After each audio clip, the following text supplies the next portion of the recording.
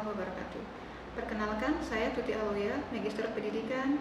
Saya dosen tetap pada Program Studi Pendidikan Bahasa Indonesia, Fakultas Keguruan dan Ilmu Pendidikan, Universitas Islam Ogan Komering Ilir Kayangan. Video ini dibuat untuk memenuhi salah satu persyaratan sertifikasi dosen, yaitu pernyataan diri dosen dalam unjuk kerja Tridharma Perguruan Tinggi di bidang pengajaran. Saya mengampu mata kuliah Perencanaan Pembelajaran Bahasa dan Sastra Indonesia. Dalam kesempatan ini, saya akan menjelaskan mengenai mata kuliah tersebut. Perencanaan pembelajaran merupakan salah satu mata kuliah wajib yang ada di semester 6 yang memiliki bobot 3 SKS. Kemudian, CPL yang harus dicapai yaitu yang pertama, berperan sebagai warga negara dan bangsa cinta tanah air, mampu memiliki nasionalisme, rasa tanggung jawab, dan cinta negara dan bangsa. 2. Menginternalisasi nilai norma dan etika akademik. 3. Mampu menunjukkan kinerja mandiri, bermutu, dan terukur. 4. Mampu menyusun perangkat perencanaan pembelajaran bahasa Indonesia. Dan yang kelima, menguasai konsep dan teknik penyusunan perangkat pembelajaran bahasa dan sastra Indonesia. Pada mata kuliah ini akan dibahas mengenai beberapa materi. Yang pertama, pendahuluan, yaitu mencakup ruang lingkup mata kuliah. 2. Hakikat perencanaan pembelajaran bahasa Indonesia. 3. Pendidikan karakter dan pendekatan saintifik. 4. Fungsi perencanaan pembelajaran. 5. Model-model perencanaan pembelajaran. 6. Kinerja guru, kompetensi dasar mengajar, kompetensi guru profesional. 7. Konsep, manfaat, tujuan, prinsip, format, dan langkah-langkah dalam penyusunan RPP. 8. Penilaian perangkat perencanaan pembelajaran, pelaksanaannya dari IPKG 1 dan IPKG 2. 9. Memberikan contoh RPP Bahasa Indonesia yang berbasis pendidikan karakter dan pendekatan saintifik. Adapun metode yang digunakan dalam mata kuliah ini yaitu metode ceramah, diskusi, tanya jawab, discovery learning, dan simulasi.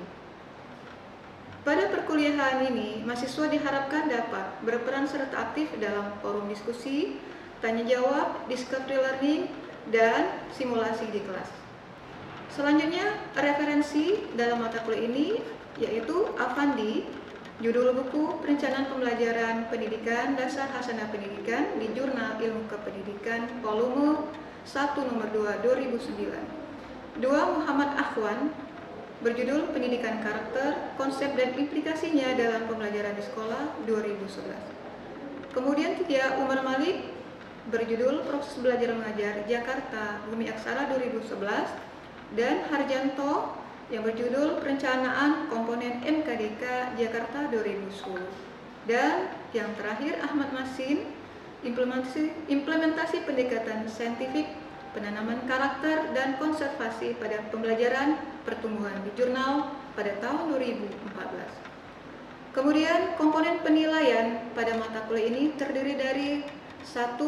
Tatap muka atau kehadiran itu harus 20%. Yang kedua, tugas 20%. 3. Ujian tengah semester 20% dan ujian akhir semester 40%. Demikian pemaparan tentang mata kuliah Perencanaan Pembelajaran Bahasa Indonesia yang mana tercantum juga dalam perencanaan pembelajaran semester atau RPS. Berikut merupakan cuplikan pembelajaran di kelas. Wassalamualaikum warahmatullahi wabarakatuh. Assalamualaikum warahmatullahi wabarakatuh. Waalaikumsalam warahmatullahi wabarakatuh. Apa kabar hari ini semuanya? Baik, Bu. Alhamdulillah ya, dari libur Idul Adha masih terus semangat dan kelasnya kami ya. Hari ini kita akan memasuki pertemuan kedua. Karena kemarin di sebelum Idul Adha kita di pertemuan pertama ya. Sebelum kita mulai materi hari ini, kita tadi melakukan sesuatu. Bismillahirrahmanirrahim. Ya, karena di awal dengan bismillah, maka nanti hasilnya terbaik.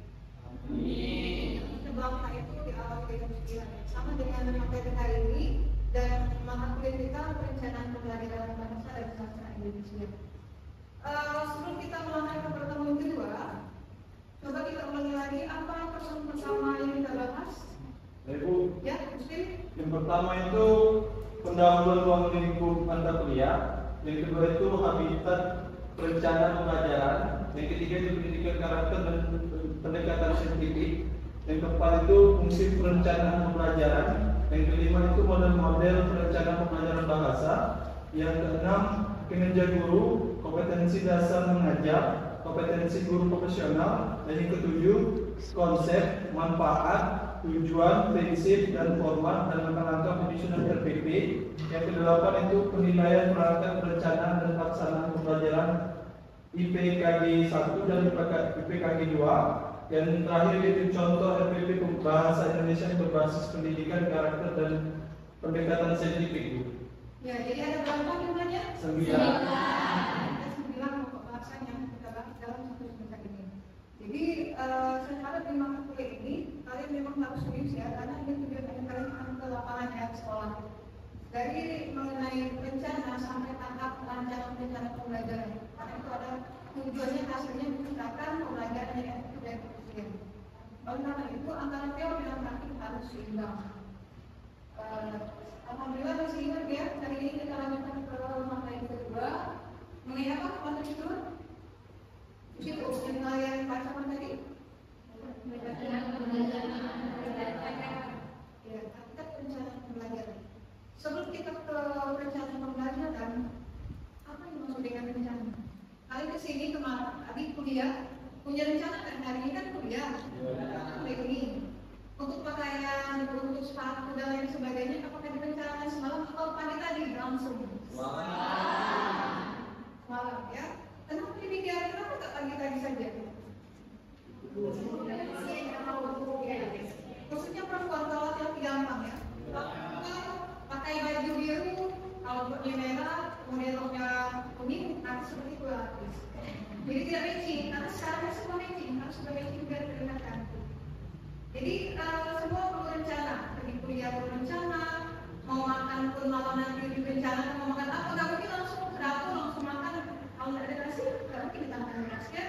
Jadi segala sesuatu itu perlu rencana. Selanjutnya kita bahas mengenai hakikat perencanaan pembelajaran. Di sini ada pengertian perencanaan pembelajaran.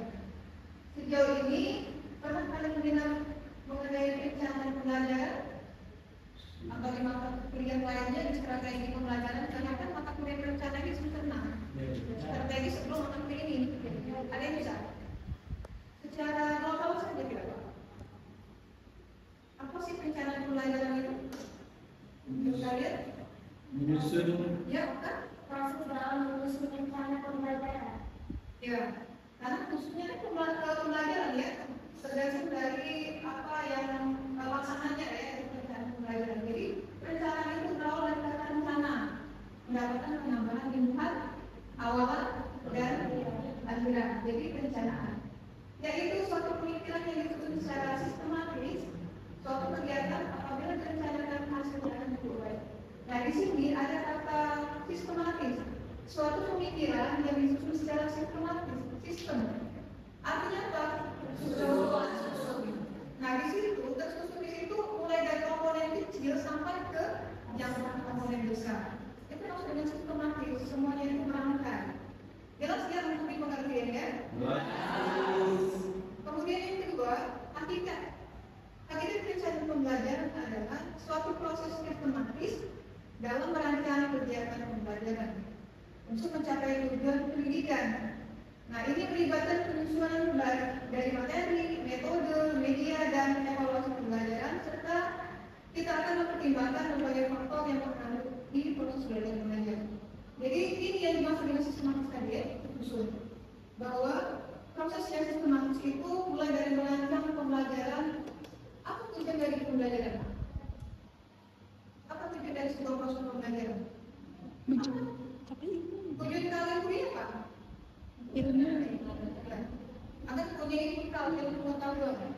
Nah ini apa tujuan dari pembelajaran?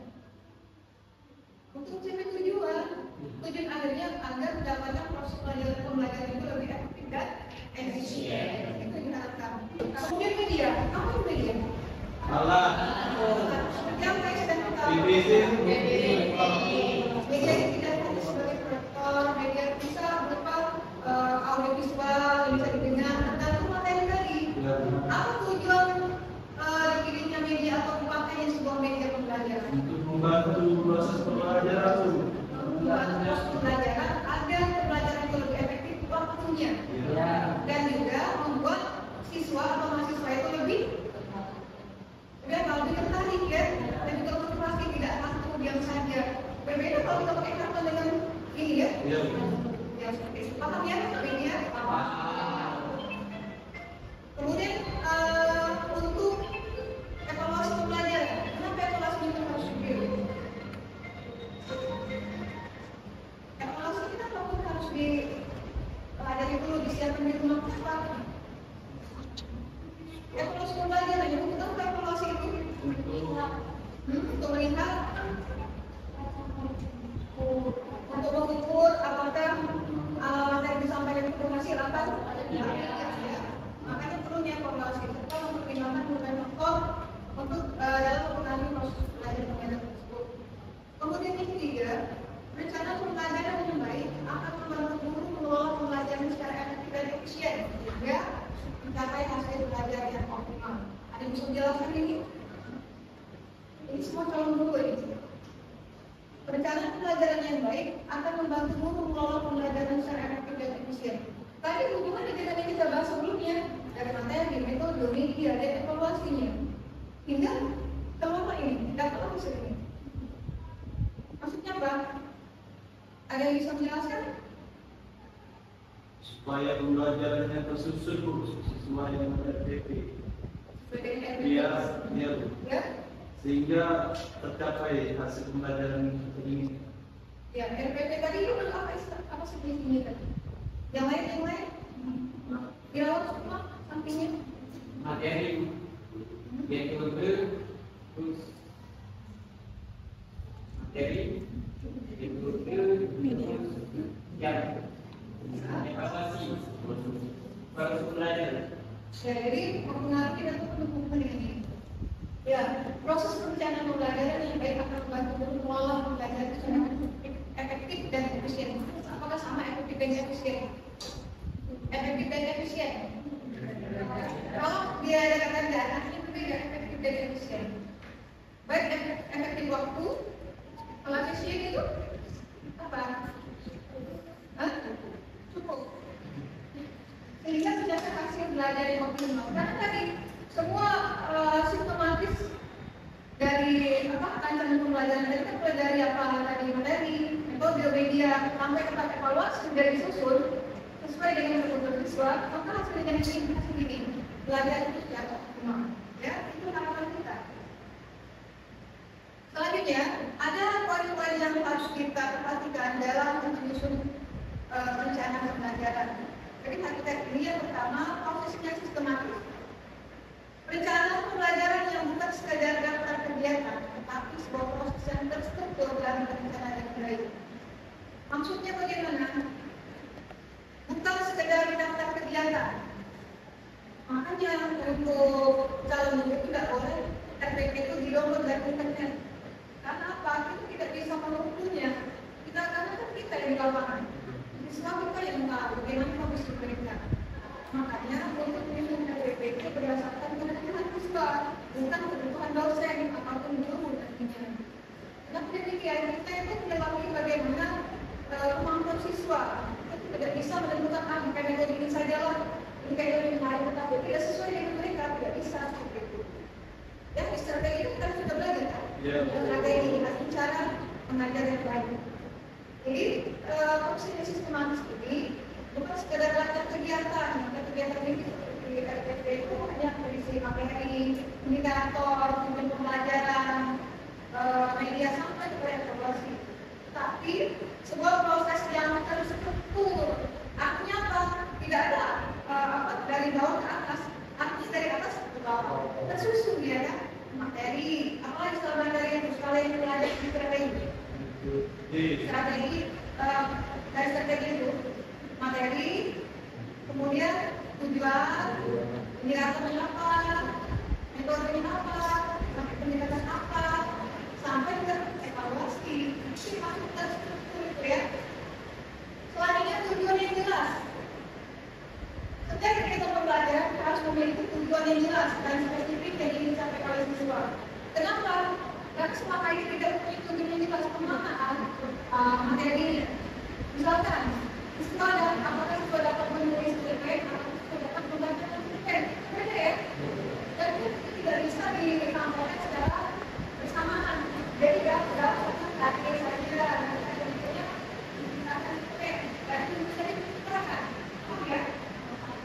jadi pembelajaran yang tujuan yang jelas, spesifik dan apa yang ingin dicapai oleh siswa pada waktu pertemuan itu. Paham? Ada yang bertanya? Dulu ya, kemudian pemilihan strategi yang tepat. Nah, di situ ada strategi.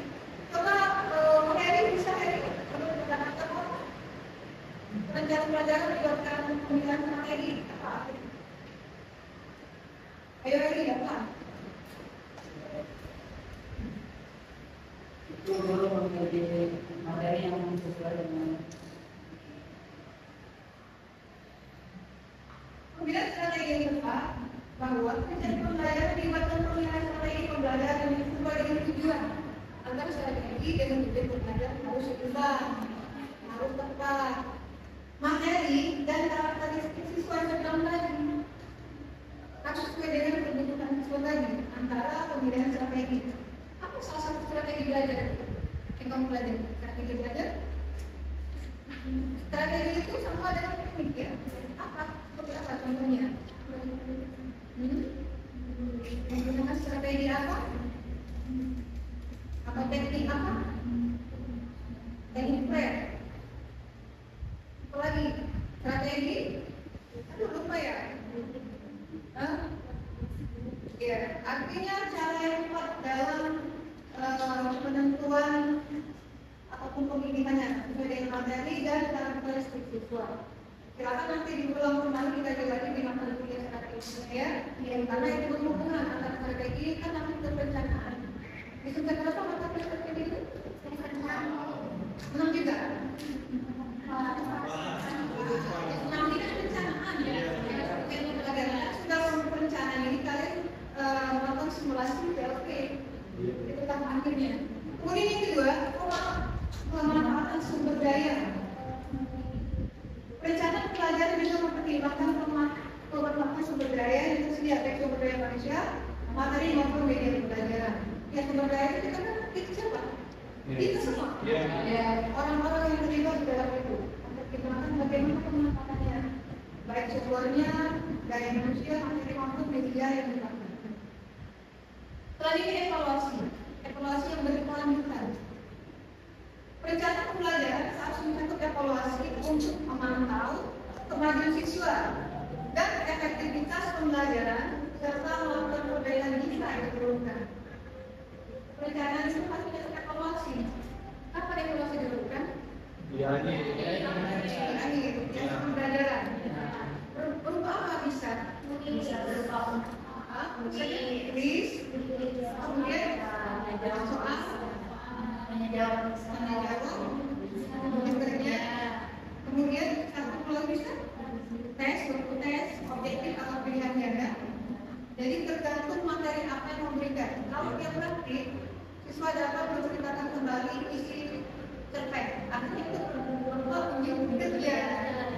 Tidak bisa berupa tes yang lain ya, tes objektif kelompok. Karena aku melihat bagaimana yang ditampilkan ya, begitu. Jadi harus kita evaluasi memantau kemajuan siswa dan efektivitas pembelajaran serta melakukan perbaikan jika diperlukan. Bagaimana jika nilainya rendah? Perlu perbaikan? Yang disebut dengan remedial ya.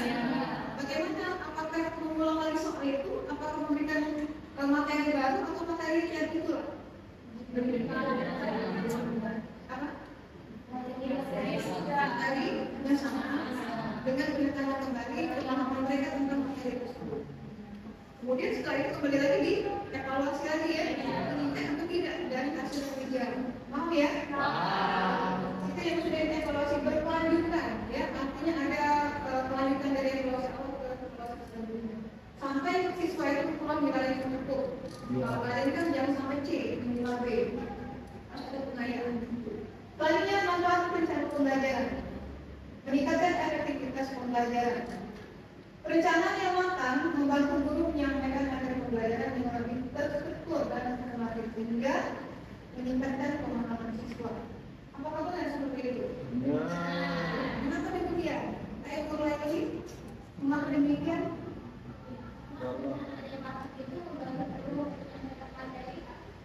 Dari yang kecil hingga yang besar tersusun supaya siswa itu lebih paham dengan apa yang disampaikan, mulai dari di sekitar mereka, mulai dengan yang di sekitar mereka, supaya mereka itu lebih paham dengan materi yang disampaikan.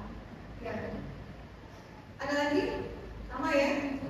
Jadi memang bahwa meningkatkan efektivitas dengan adanya sebuah proses perencanaan pembelajaran, efektivitas itu akan meningkat. Dengan apa ukurnya? Dengan hasil tadi, evaluasi tadi, efektivitasnya baik atau tidak, efektif atau tidak.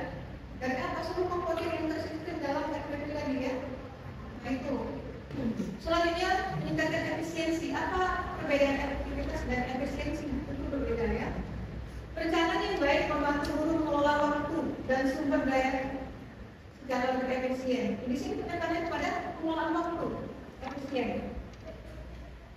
Bagaimana? Karena selama ini waktu yang dipakai oleh guru itu seharusnya 1 kali 45 menit menjadi 2 kali 45 menit. Padahal KD itu yang disampaikan hanya satu kali pertemuan, tetapi pas di pelaksanaan 2 kali pertemuan. Mengapa? Tidak terukurnya, tidak efisiensi waktu yang dipakai. Karena tidak ada perencanaan ataupun rancangan sebelumnya. Pernah mengalami itu? Pernah mengalami yang lain? Ada guru misalkan ketika mengajar sudah sekalian sudah isi minat waktu masih saja. Apa ini buat apa? Ini buat ya. Nah karena itulah perlunya penyusunan perencanaan pembelajaran untuk melihat efisiensinya. Jadi mengelola waktu dan sumber daya yang lebih efisien. Selanjutnya memudahkan evaluasi. Basri, apa sih memudahkan evaluasi? Dengan perencanaan pembelajaran yang jelas, guru dapat dengan mudah mengevaluasi kemampuan siswa dan efektivitas pembelajaran. Apa maksudnya?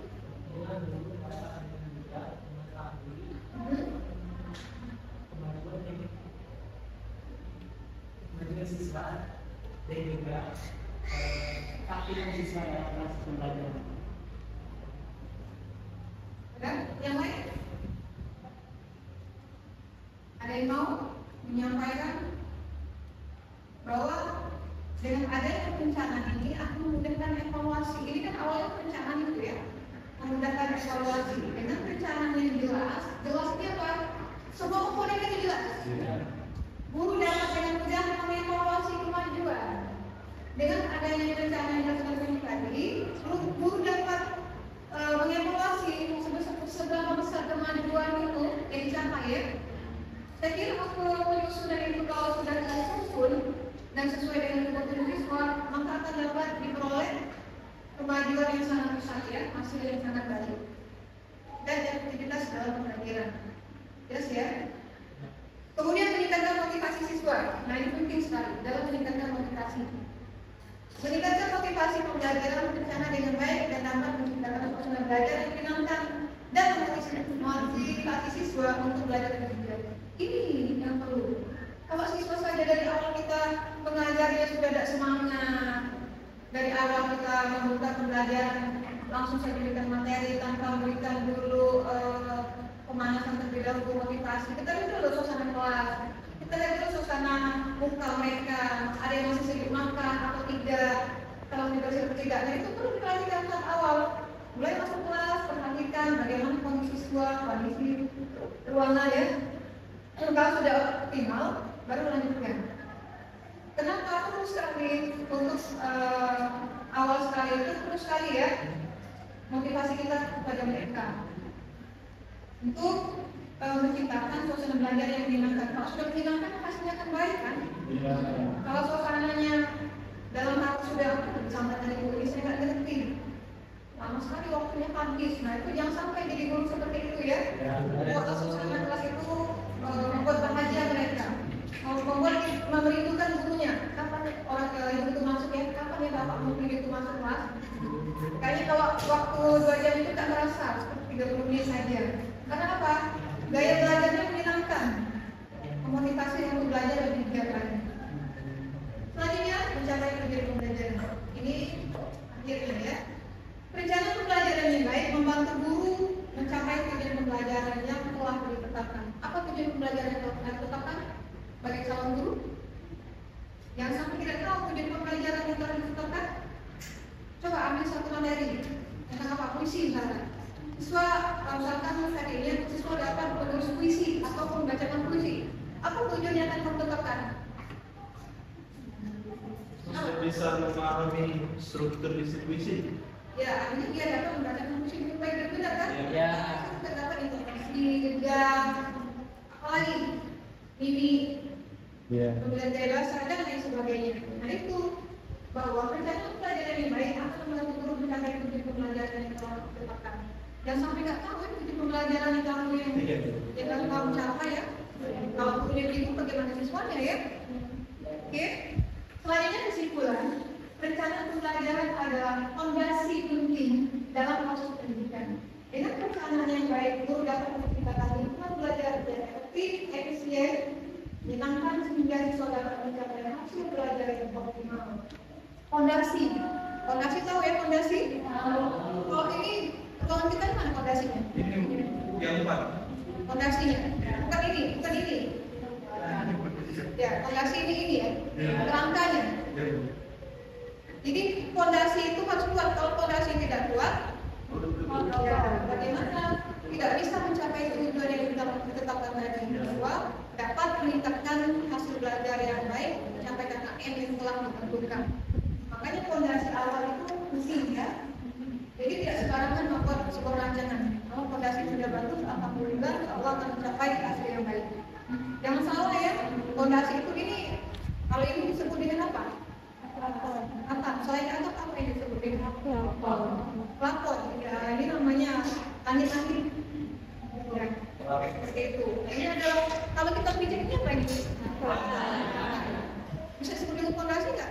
Bisa. Tapi bukan fondasi utama. Iya. Jadi fondasi utama itu adalah kerangka-kerangkanya.